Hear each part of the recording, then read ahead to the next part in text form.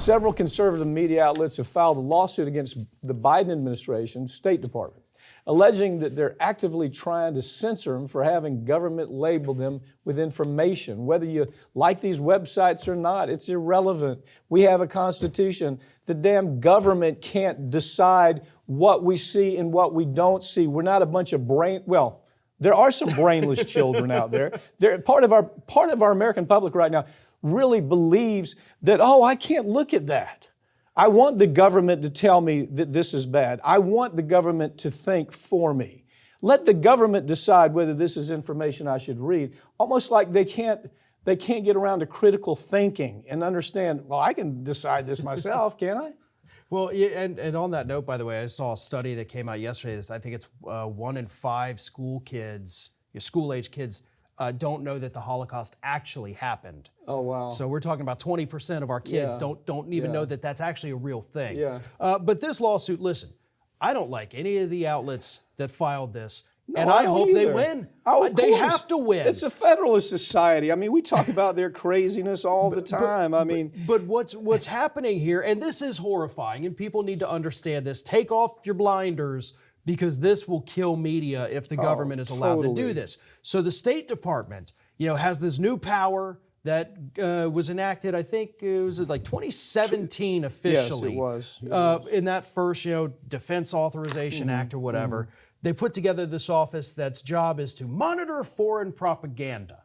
But as part of monitoring foreign propaganda, they've started slapping labels on American media outlets, saying this is misinformation. So the government is literally telling these outlets, you are misinformation, and that is not allowed. We did a story on this. There was a woman that was making the circle all over the United States preaching about our show. You know that. Yeah. Attacking me, that we're destroying democracy by talking about corrupt corporations. I mean, giving speeches. I got a call there. She was in California. She was of all things. She's talking to a room full of lawyers, an organization that I'm in. I know most of the folks. She puts my picture up there, and I guess she doesn't know the connection, puts my picture up there and starts talking about how we're destroying democracy by talking about corporations and we should be censored. I mean, what the hell? How have we gotten here to where you have part of the American public saying, that's okay.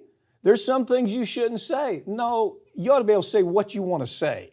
And then we ought to be intelligent enough to say, well, that's nonsense, or it's not nonsense. Maybe it's that's the problem, is the government thinks at this point, we have to baby everybody. Everybody's so dumb that if we're not watching them every second of the day, they're all going to walk off the bridge. Yeah, or they're going to go their safe space. I can't hear this. It's too bad. Or I can't process it. But all of these websites, they have a right to exist. They have a right to report on what they want to report on. And there's not one thing you and I would agree with them on. I mean, these are, right-wing websites. Right. There's not much we would say, we're with you on that. But they have the right to do it. And look, a lot of people watching this are saying, but guys, they are misinformation. But so listen, what? if the government can slap it on them, then guess what? The Democrats aren't going to be in power forever. That's right. And we've already been slapped with a misinformation label by people. We had a story pulled, what was it, on TikTok? On TikTok, yeah. Where we had done a story, it was created by the FDA. Yeah. Right? The FDA put out a warning about baby formula, a type of baby formula. Killing premature infants. And some jackleg that worked for the industry got them to take it down. We had to write them back and say, here it is, you idiots. This is the FDA saying it. But that's the problem. When censorship, these are infants dying all over the country from these probiotics. And we said, we ought to be able to tell that story, shouldn't we?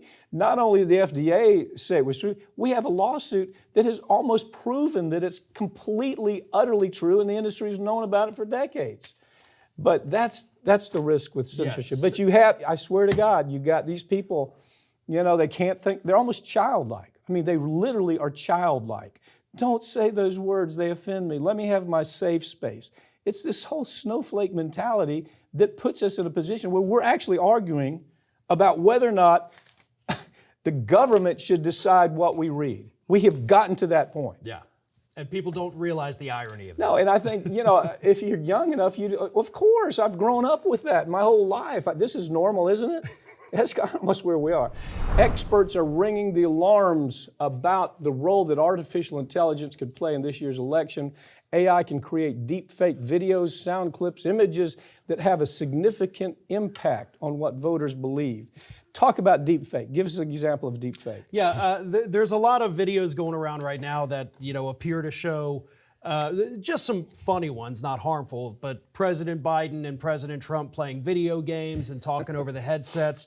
The voices sound identical, and that's fun and harmless, but if you were to see these things, a lot of these are getting really good.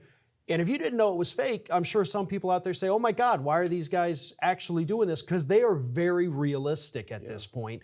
And you can take that and you could say, hey, look, we've got this politician having sex with a penguin. Here's the video. You can make that video fairly easily these days because of this AI technology that has just blossomed in the last 12 months. I think on Fair and Balanced, a show that you did a story on Ron DeSantis and how he took images of Trump and he made it look like Trump was putting his arms around Anthony Fauci. Remember that? Yeah. And but it was so real. Yeah. I mean, actually, front pages of papers were covering that.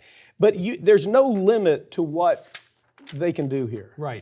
They can make anything look legitimate. And they can create, in the voters' minds, ideas that are completely so far off base. They have no anchor in reality. Well, let me put it this way, because again, the experts are saying, one of them says, I expect a tsunami of misinformation because anybody can do it. Other countries can do it and send it over here. But let me explain it to you this way, how easily duped the voters are. Because we all remember Sarah Palin when she said, I can see Russia from my house. Except Sarah Palin never said, I can see Russia from my house. That was Tina Fey impersonating Sarah Palin that said that. No kidding. But everybody wait a second. Sarah Palin you know saying what? that. I never knew that. Yeah. I never knew that. She never really said it. She never said it. Okay. But it took on a life of its own. It does, because all it takes is that one pop culture moment or that one really good fake video. Right. It's almost like the Mandela effect. You think you remember something and then other people think they do, so it becomes reality. Yeah, and that's the thing. I mean, that's the hit on Sarah Palin. First of all, I did not know that. Thank you for that information. And I've used that so many times when I talk about her. She can see Russia from her house. Right.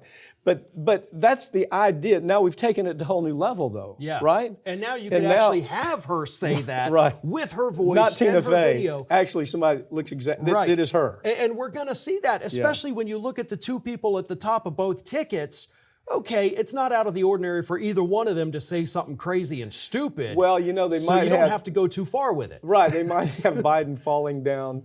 They might have him stumbling downstairs or saying stupid stuff. They might have Trump saying the most outrageous damn things that you go, I can't believe he just said that. It's hard to know what's true and what's not. Exactly.